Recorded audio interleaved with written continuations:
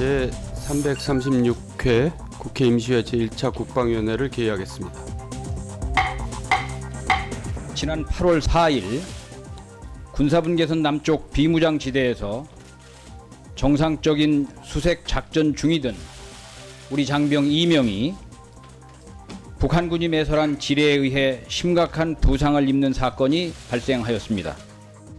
북한군의 이와 같은 의도적, 불법적인 도발 행위는 정전협정과 남북 간 불가침 합의를 위반한 것으로 우리 군은 북한의 도발에 응당하는 혹독한 대가를 치르게 할 것입니다. 또한 이번 사건을 토대로 경계작전 태세를 재점검하고 미흡한 사항은 체계적으로 보완해 나가도록 하겠습니다. 최근에 들어서는 북한군이 군사분계선을 침범했다가 빠지는 등 이상한 행동을 보이는 것이 식별되었습니다. 이런 점에 비추어 보면 DMZ 경계 실패한 것이 아니냐, 이런 지적이 있습니다.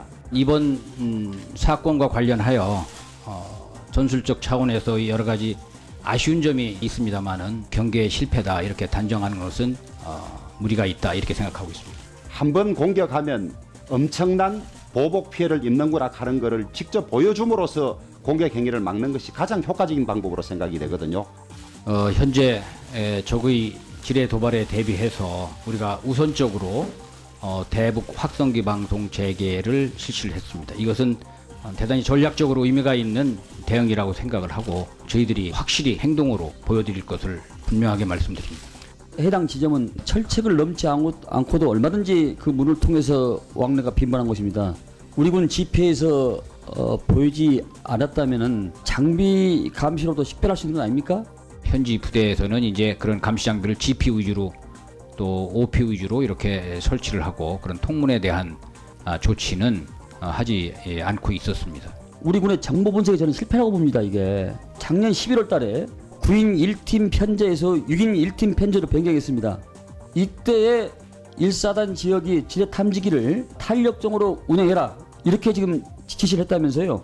이것만 보더라도 우리 군이 DMZ 작전 환경에 대해서 기민하게 대처하지 못하는 것이 아니냐라는 이런 생각이 드는데, 작년 말부터 북한군이 그 DMZ 일대 지뢰 매설하는 특이 동향 있었죠. 있었는데도 불구하고 왜 조치를 안 했습니까? 수풀이 나무가 많아서 우거져서 보이지가 않는다.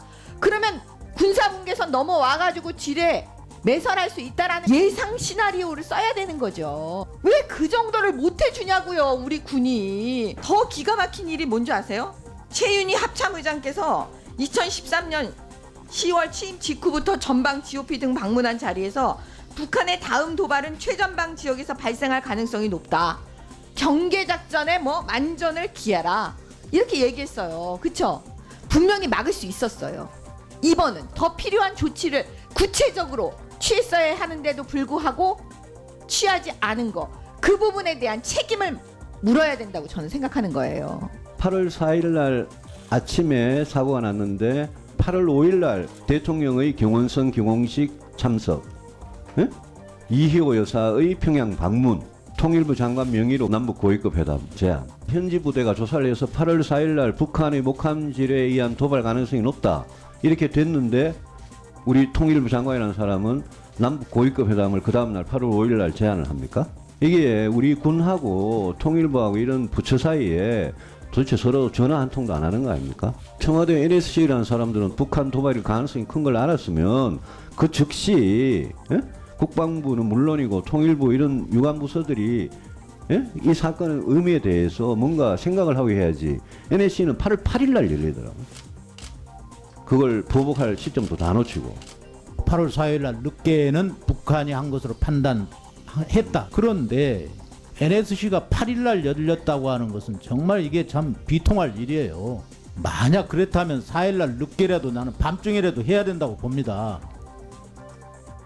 그런데 8일 날 열려요. 8일 날. 도대체 이게 이 국가입니까 정말? 청와대 NSC가 너무나 안일하다 그 얘기예요. 우리가 이제 이런 일이 있을 때마다 혹독한 대가를 치르게 하겠다는 것을 계속 반복적으로 해왔거든요. 그런데 항상 당하고만 말아요. 그래서 응징 보복 개념을 정말 바꾸든지 아니면 그대로 행동하든지 둘 중에 하나를 선택해야 돼요. 휴전 후에 북한의 도발이 몇 번 있었습니까? 네, 3040번 예, 있었습니다. 수천 건이 왜 됩니다. 도발이 끊이지 않고 반복됩니까? 도발했을 때는 강력한 피해가 온다는 그런 인식을 주지 못했기 때문에 북한이 저렇게 도발하고도 뻔뻔한 겁니다. 이번에 인명피해가 났는데 불구하고 어떠한 단호한 조치를 안 한다면 정말로 국민들이 군을 이제 믿지 않는 이런 상황이면 어떻게 할 겁니까? 지금 이제 학성기를 전면 이제 방송을 시작하게 되면 북한에서 조준사격하겠다고 누차 이야기했지 않습니까? 학성기에 조준사격을 북한이 했을 때 어떻게 현장에서 현장 지휘 중대장이 선 조치하고 적극 대응하는지 하는 부분이 장비와 교육과 지침 및 다시 한번 확실하게 점검하셔야 된다. 작년 6월 19일 날 1사단 똑같은 DMZ에서 귀순 유도벨 탈취 사건이 있었습니다. 예. 그때도 똑같이 시계 제한 문제가 있어가지고 사전에 발견하지 못했다 이런 얘기가 있었고, 그 조치로 그 시계 확보 등의 경계 강화 대책들을 세우겠다고 보고한 바 있습니다. 그런데 이번 똑같은 1사단 지역에서 똑같이 수목 또 일기 뭐 이런 것들 때문에 지뢰를 매설하는 장면을 포착할 수 없었다 이렇게 답변하고 계세요. 똑같은 일이 해마다 반복되고 있는 거죠. 그리고 우리 군이 작전을 위해서 오고 가는 통로는 적이 넘어온다고 하더라도 1차적인 진격로가 될 것 아니겠습니까? 그러면 여기에 감시장비 설치하는 것은 당연한 것이에요. 그러니까 국방부의 대책이나 사후 수습이라고 하는 것이 제대로 안 되고 있는 겁니다. 현재 언론에서는 이 분들이 군에 다시 복귀하고 싶다라고 말씀을 하고 있는데, 군 인사법에 따르면 보직과 관련해서 그 직을 계속 수행할 수 있는지 심사하고 거기에 따라서 군이 판단하는 그런 절차를 군 인사법상 절차가 정해져 있는데, 어떻습니까? 군은 이 두 병사들에 대해서 어떠한 예우와 어떠한 보장에 대해서 지금 검토를 하고 계시는지. 그들이 군에 계속 복무하기를 원한다면 심의 규정에 따라서 가급적 군에 복무할 수 있도록 이렇게 조치를 할 예정입니다.